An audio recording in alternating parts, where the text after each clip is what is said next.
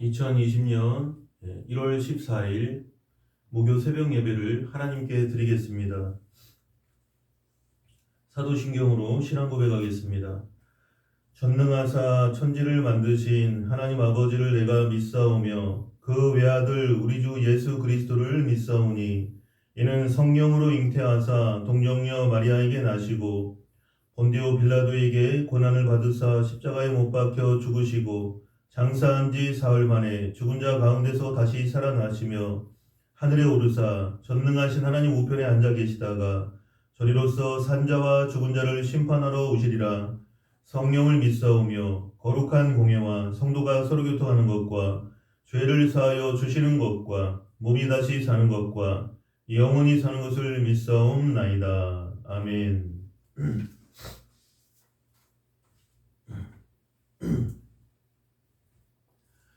할렐루야. 우리 새 찬송가 50장 찬송하겠습니다. 내게 있는 모든 것을 아낌없이 드리네. 사랑하고 의지하며 주만 따라 살리라. 주께 드리네. 주께 드리네. 사랑하는 구주 앞에 모두 드리네. 내게 있는 모든 것을 겸손하게 드리네. 세상 욕심 멀리하니 나를 받아 주소서. 주께 드리네. 주께 드리네. 사랑하는 구주 앞에 모두 드리네. 내게 있는 모든 것을 주를 위해 드리네. 주의 성령 충만하게 내게 내려 주소서. 주께 드리네. 주께 드리네. 사랑하는 구주 앞에 모두 드리네. 아멘.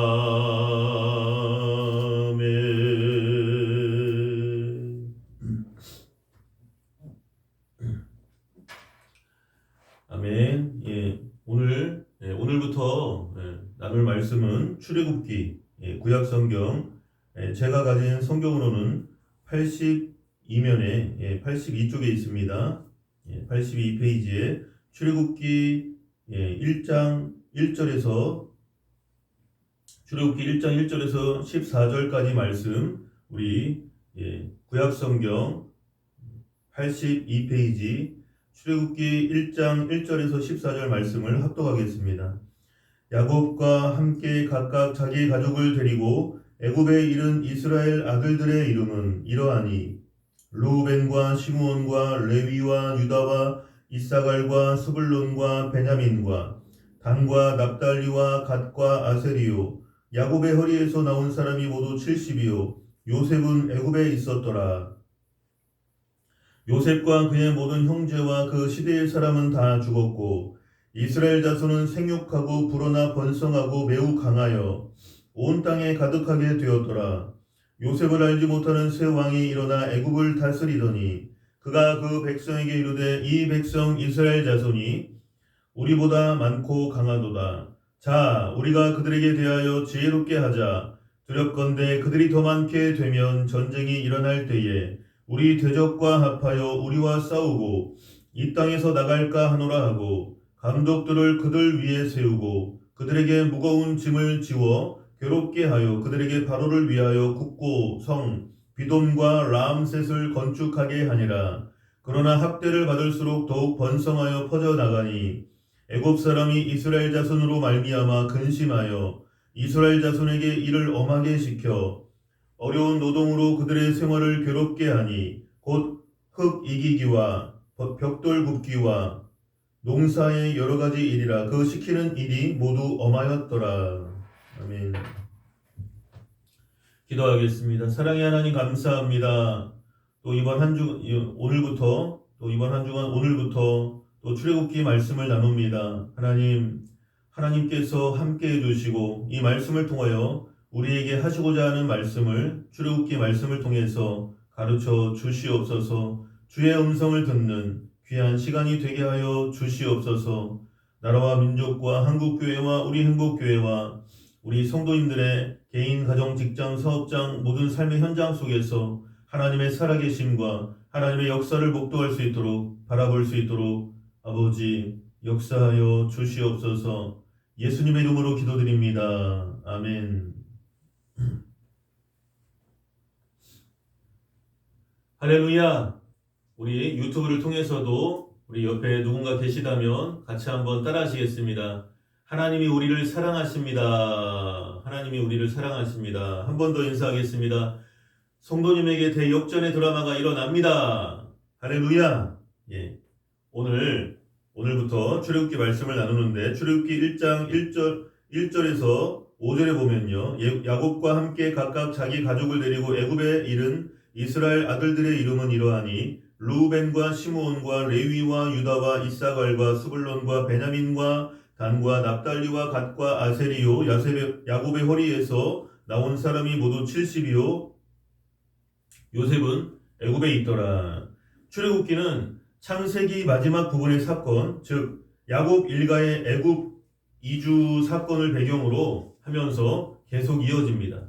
히브리어 성경 원본에 보면 그리고라는 단어로 출애굽기가 시작되고 있습니다. 이는 출애굽기가 창세기에 연결되어 있는 책이라는 사실을 우리에게 보여줍니다. 애굽 땅으로 이주해서 정착한 야곱의 가족 수는 모두 70명이었습니다. 이들은 극심한 기근으로 인해서 어려움을 겪던 중에 애굽의 국무총리가 된 요셉의 도움으로 애굽의 고센 땅에 정착하게 되었는데 이 일의 배후에는 역사를 섭리하시는 하나님의 인도하심이 있었다는 것입니다.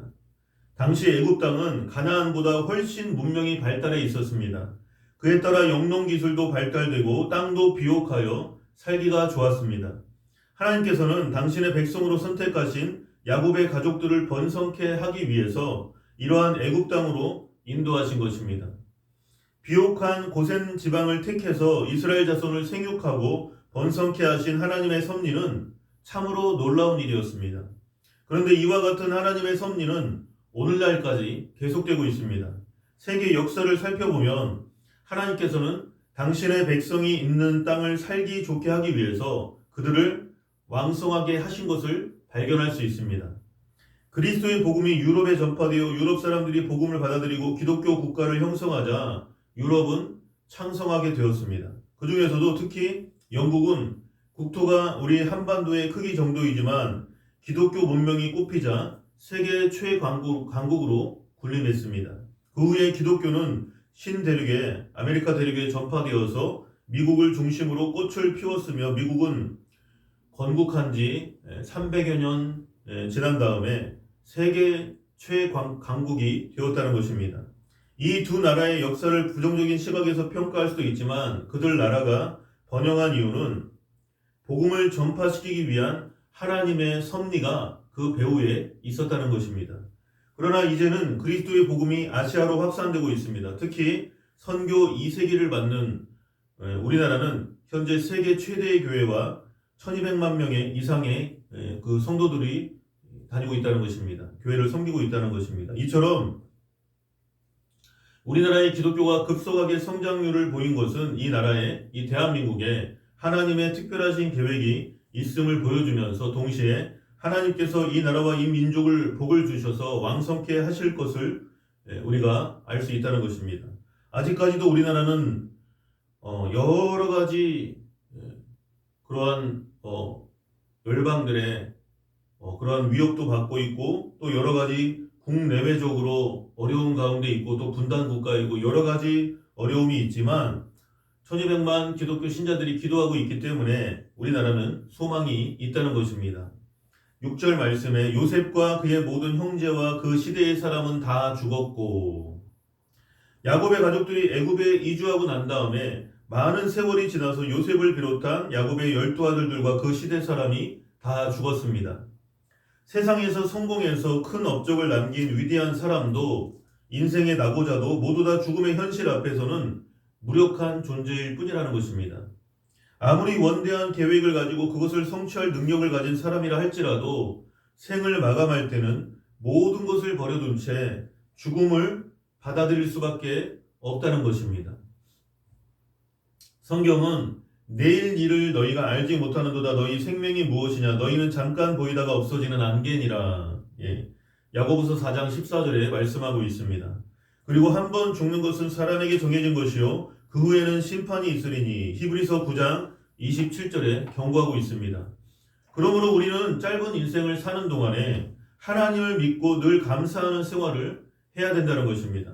하나님 없는 인생이란 내세의 소망이 없이, 그러니까 다음 세상에 소망이 없이 다만 심판을 향해 나아가는 존재이기 때문입니다.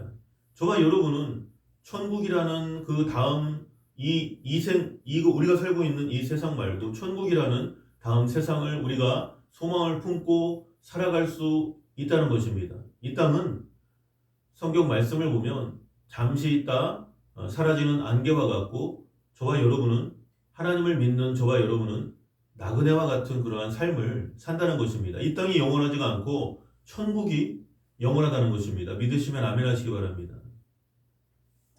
사람은 누구나 이 세상에 빈손으로 태어나서 다시 빈손으로 죽을 뿐만 아니라 이 세상에서 아무것도 가져갈 수 없습니다.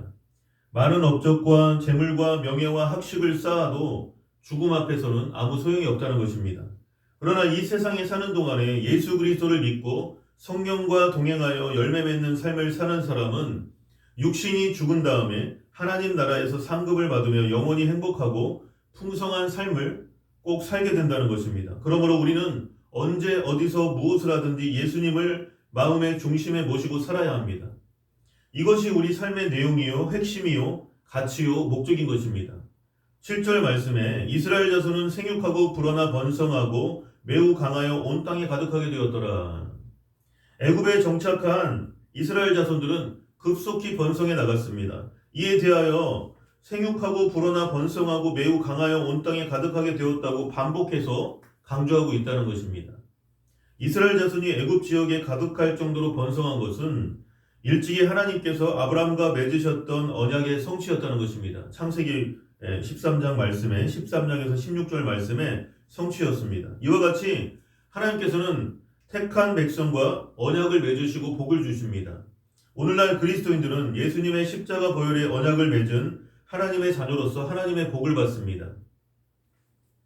그런데 어떤 사람들은 그리스도인들은 예수님처럼 가난하고 소외된 삶을 살아야 한다고 주장합니다. 이것은 매우 잘못된 생각입니다. 하나님께서는 특별한 목적으로 우리를 연단하시는 경우가 아닌 이상 우리가 아무 부족함 없기 살기를 원하시기 때문입니다.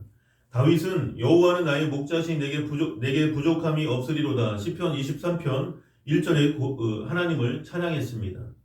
또한 바울은 우리 주 예수 그리스도의 은혜를 너희가 알거니와 부여하신 이로써 너희를 위하여 가난하게 되심은 그의 가난함으로 말미암아 너희를 부요하게 하려 하심이라. 이렇게 고린도후서 8장 9절에 말씀하고 있습니다. 그러므로 우리는 먼저 우리의 의식 속에서 나는 부족하다, 나는 가진 것이 없다라는 생각을 없애버리고 대신 부요의식으로 채워야 한다는 것입니다. 사람들은 흔히 자기 마음대로 생각해도 괜찮을 줄 알지만 그 생각의 세계가 우리 현실의 운명을 다스린다는 것입니다. 따라서 우리는 생각을 통해서 운명과 환경을 다스려야 합니다. 그러기 위해서는 우리 생각의 체계를 정비해야 되는데 그 유일한 방법은 하나님의 말씀을 늘 읽고 기도하는 것입니다. 하나님의 은혜 가운데 여육간에 생육하고 불어나 번성하고 매우 강하여 온 땅에 가득했던 이스라엘 백성과 같은 복된 삶을 누려야 한다는 것입니다. 8절 말씀에요. 요셉을 알지 못하는 새 왕이 일어나 애굽을 다스리더니 요셉과 그 형제들이 모두 죽고 난 다음에 애굽에 혁명이 일어나서 새로운 왕조가 들어섰습니다. 그리하여 애굽은 요셉을 알지 못하는 새 왕이 통치하게 되었습니다. 이 시기에 새로이 집권하게 된 애굽 왕이 누구인가에 대해서는 학자들의 그 의견이 분분합니다. 그러나 일반적으로 애굽 제18왕조의 18왕조의 첫 왕인 아모세, 주님 오시기 전 1580년에서 1558년까지 산 손자인 세 번째 왕 투투모세 1세, 이렇게 보고 있습니다. 투투모세 1세라고 보고 있는데, 요셉을 알지 못하는 새 왕, 애굽의 18번째 왕조의 첫 왕, 아모세의 손자인 세 번째 왕 투투모세 1세, 이름이 좀 어려운데, 9절에서 10절 말씀에는요, 그가 그 백성에게 이르되 이 백성 이스라엘 자손이 우리보다 많고 강하도다. 자, 우리가 그들에게 대하여 지혜롭게 하자. 두렵건대 그들이 더 많게 되면 전쟁이 일어날 때에 우리 대적과 합하여 우리와 싸우고 이 땅에서 나갈까 하노라. 애굽으로 이주했을 당시에 70명이었던 이스라엘 자손은 급속히 번성하여 훗날 그 후손들이 애굽을 떠날 때는 장정만 약 60만 명이었고 여자들과 아이들까지 합하면 어떤 사람들은 200만 명, 어떤 분들은 300만 명 이렇게 보고 있습니다. 성경에 보면 네 하나님 여호와를 섬기라. 그리하면 여호와가 너의 양식과 물에 복을 내리고 너희 중에서 병을 제하리니 네 나라에 낙태하는 자가 없고 임신하지 못하는 자가 없을 것이라. 내가 너의 날수를 채우리라. 출애굽기 23장 25절에서 26절에 말씀하고 있습니다. 이스라엘 백성이 급속하게 번성하게 된 것은 하나님께서 그들을 하나님의 선민으로 택하여 복을 주시고 그들 가운데서 질병을 제해 주셨기 때문입니다. 그래서 애굽 사람들의 자녀는 병들어 죽어도 이스라엘 백성의 자녀는 건강하게 잘 자랐던 것입니다. 뿐만 아니라 이스라엘 백성은 하나님의 복을 받아 농사도 잘 짓고 목축도 잘하고 장사도 잘해서 애굽의 경제 부흥에 큰 힘이 되었습니다. 그런데 이스라엘 백성이 수적으로 번창하고 부강해 가자 애굽의 새 왕은 혹시 히브리인들이 우리 대적과 연합하여 우리를 공격하고 다른 곳으로 떠나지 않을까 전전긍긍했습니다. 결국 애굽의 새 왕은 애굽의 국방과 경제를 유지하기 위해서 이스라엘 백성에 대한 강한 탄압 정책을 펼치기로 작정했습니다. 새 왕의 계략은 이스라엘 백성들을 노예로 만들어버리면 그들이 별 수 없이 애굽 사람들의 지배를 받으며 그들 마음대로 단합하여 반역하거나 떠나지 못할 것이라는 계산이었습니다. 그러나 이러한 애굽 왕의 계산은 오산이었습니다. 애굽 왕은 나름대로 꾀를 내어 이스라엘 백성을 탄압하려고 했지만 이 일, 곧 애굽 왕이 이스라엘 백성들에 대해서 두려움을 느끼게 된 배후에는 하나님의 섭리가 있었다는 것입니다. 하나님께서는 일찍이 하나님께서 아브라함과 횃불 언약을 맺으실 때 말씀하신 대로 그 후손들을 애굽으로 인도하셨으며 이제 약속의 기한이 되자 그들을 애굽으로부터 가나안 땅으로 인도해 내시기 위해서 애굽 왕의 마음을 움직이셨던 것입니다. 11절 말씀에요. 감독들을 그들 위에 세우고 그들에게 무거운 짐을 지워 괴롭게 하여 그들에게 바로를 위하여 국고성 바돔과 라암셋을 건축하게 하니라. 애굽 왕 바로는 이스라엘 백성을 압제하는 첫 번째 방책으로 그들에게 국고성 비돔과 라암셋을 건축하게 했습니다. 국고성이란 식량이나 전쟁 시에 필요한 무기와 장비들을 비축해 놓는 큰 성을 말합니다. 바로는 이스라엘 백성을 강제 노역에 동원시킬 뿐만 아니라 감독들을 세워 그들을 중노동으로 괴롭게 함으로써 그들의 번성을 막으려고 했다는 것입니다. 12절 말씀에서 14절 말씀이요. 그러나 학대를 받을수록 더욱 번성하여 퍼져나가니 애굽 사람이 이스라엘 자손으로 말미암아 근심하여 이스라엘 자손에게 일을 엄하게 시켜 어려운 노동으로 그들의 생활을 괴롭게 하니 곧 흙 이기기와 벽돌 굽기와 농사의 여러 가지 일이라. 그 시키는 일이 모두 어마하였더라. 애굽의 학대가 심해지면 심해질수록 이스라엘 백성은 더욱 번성하고 창성해 갔습니다. 이것이 바로 하나님의 법칙이요 복입니다.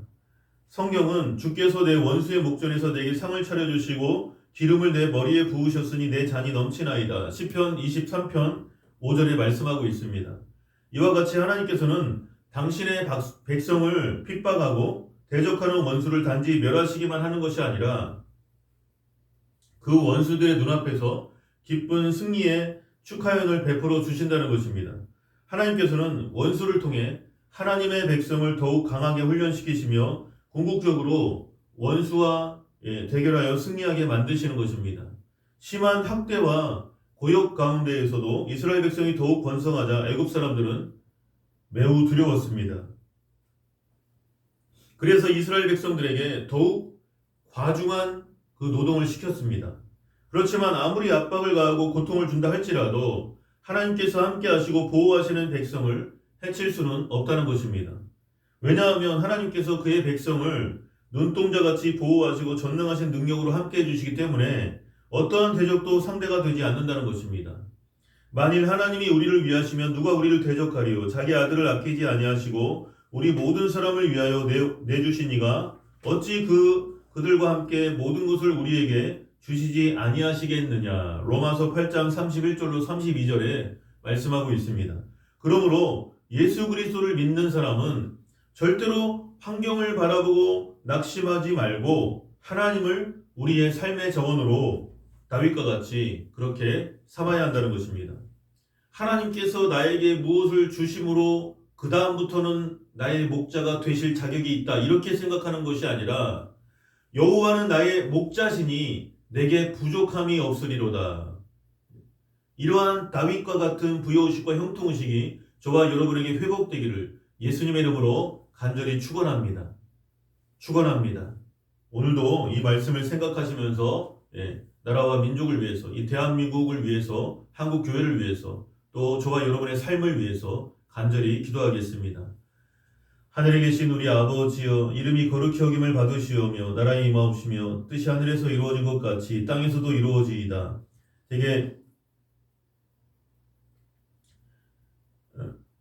하늘에 계신 우리 아버지여, 이름이 거룩히 여김을 받으시오며 나라에 임하옵시며 뜻이 하늘에서 이루어진 것 같이 땅에서도 이루어지이다. 오늘날 우리에게 일용할 양식을 주옵시고 우리가 우리에게 죄지은 자를 사하여 준 것 같이 우리 죄를 사하여 주옵시고 우리를 시험에 들게 하지 마옵시고 다만 악에서 구하시옵소서. 대개 나라와 권세와 영광이 아버지께 영원히 있사옵나이다. 아멘. 오늘도 계속해서 기도하겠습니다. 나라와 민족과 한국교회와 우리 행복교회를 위해서 또 우리 자신의 개인, 가정, 직장, 사업장, 우리의 삶의 현장 속에서 하나님의 역사를 경험하게 해달라고 간절히 기도하겠습니다. 주여, 할렐루야. 사랑이 많으신 하나님 아버지, 주님 은혜를 감사합니다. 아버지, 오늘 출애굽기 말씀을 통해서 아버지, 이스라엘 자손은 생육하고 불어나 번성하고 매우 강하여 온 땅에 가득하게 되었더라. 아버지, 이 약속의 말씀이 아버지 이스라엘 백성들에게만 적용되는 것이 아니라 우리의 삶에서도 이 대한민국과 한국교회와 또 우리 행복교회 또 모든 이 땅의 성도들이 다 이러한 하나님의 복을 받고 살아갈 수 있도록 하나님 역사해 주시옵소서. 아버지 하나님 감사합니다. 하나님, 어떠한 학대 속에서도 그러나 학대를 받을수록 더욱 번성하여 퍼져가나니 애굽 사람이 이스라엘 자손으로 말미암아 근심하여 이스라엘 자손에게 이를 엄하게 시켜 어려운 노동으로 그들의 생활을 괴롭게 하니 곧 흙 이기기와 벽돌 굽기와 농사의 여러 가지 일이라 그 시키는 일이 모두 엄하였더라. 아버지, 그러나 어떠한 핍박과 어떠한 박해 속에서도 하나님 이스라엘 백성들이 믿음을 가지고 하나님 앞에 정말 견디고 온전히 인내하고 하나님의 역사를 경험했던 것처럼 이 대한민국과 한국교회가 아버지 어떠한 아버지 어려움 속에서도 모든 것을 이겨내고 믿음으로 승리할 수 있도록 하나님 역사에 주시옵소서. 아버지, 여러가지 위기 속에서도 이 대한민국을 지켜주신 하나님, 이 나라와 민족을 하나님 불쌍히 여겨주시고 아버지 자유민주주의의 소중한 가치를 지킬 수 있도록 해주시며 아버지 국내외적으로 너무나도 어려운 그런 상황 가운데 있습니다. 하나님, 이 나라와 민족을 하나님 지켜주시옵소서. 정치 지도자들과 위정자들에게 하나님을 두려워하고 하나님을 경외하는 마음을 허락해 주시고 아버지 입법부, 사법부, 행정부 정말 저 대한민국 국회가 정상화되게 해주시고 정부가 정상화되게 해주시고 하나님의 말씀으로 온전히 변화될 수 있도록 이 나라와 민족을 하나님 변화시켜 주시옵소서. 한국교회가 회복되기를 원합니다. 잠자는 한국교회여 일어나라. 잠자는 한국교회여 일어나라.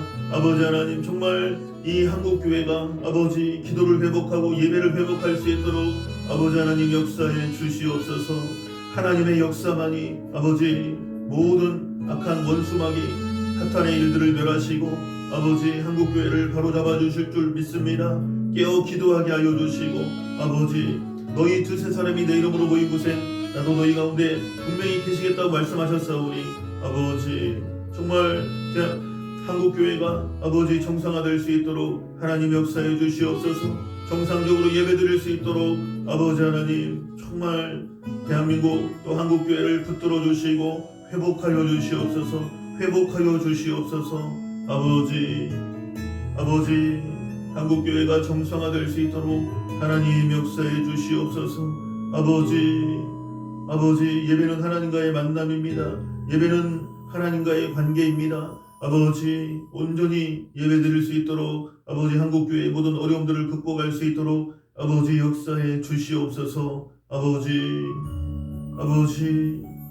정말 기도하는 그러한 아버지 나라와 민족을 위해서 한국교회 회복을 위해서 기도하는 진정한 그러한 성도들이 빛과 소금의 역할을 감당하는 성도들이 많아질 수 있도록 아버지 이 대한민국과 한국교회의 모든 어려움들이 극복되어지고 아버지 새롭게 될 수 있도록 하나님 역사해 주시옵소서. 아버지 이 시대를 분별하게 해주시고 아버지 영적으로 우리가 성령으로 충만하여 아버지 정말 순교의 각오를 가지고 믿음을 순전하게 지켰던 우리 믿음의 조상들처럼 아버지 순전한 믿음이 회복되게 하여 주시옵소서. 아버지 우리 한국교회를 불쌍히 여겨주시고 나라와 민족을 기도로 섬기고 말씀으로 섬기고 정말 하나님 앞에 온전히 정말 대한민국과 한국교회를 섬기는 교회가 되게 해주시고 아버지 예배와 삶이 일치되는 그러한 교회가 될 수 있도록 하나님 역사해 주시옵소서. 아버지 땅끝까지 이르러 복음을 증거하라 말씀하신 대로 복음을 전하고 선교사를 파송하고 선교하는 교회가 될 수 있도록 아버지 우리 한국교회를 변화시켜 주시옵소서. 하나님 아버지 우리 모든 성도들의 개인, 가정, 직장, 사업장 삶의 현장 속에서 하나님의 살아계심과 하나님의 역사를 경험하는 그러한 모든 성도들이 다 되게 하여 주시옵소서.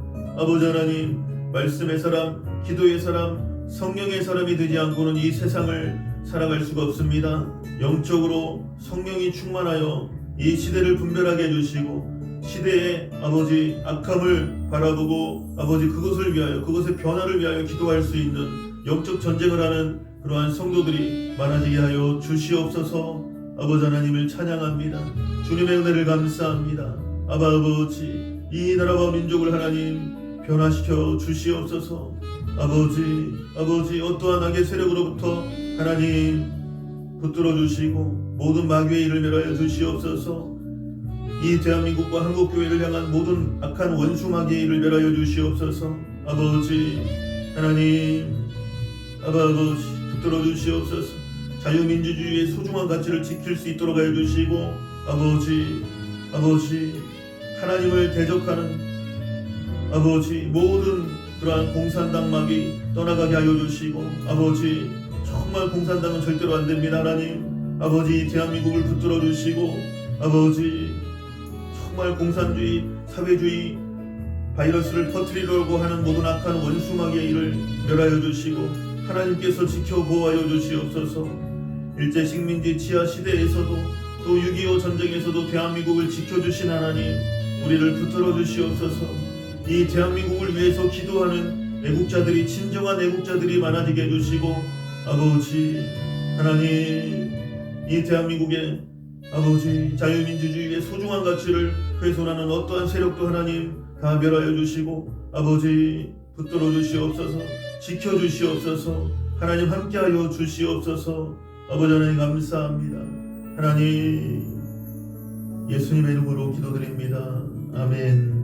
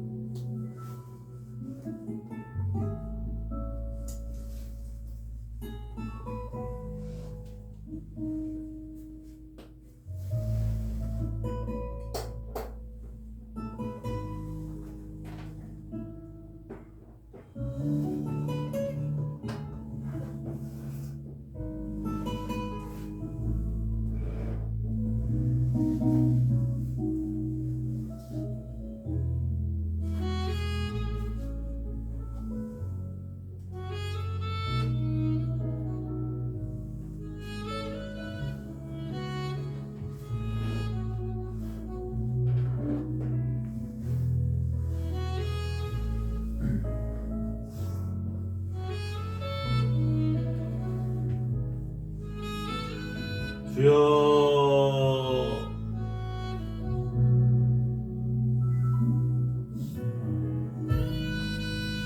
아버지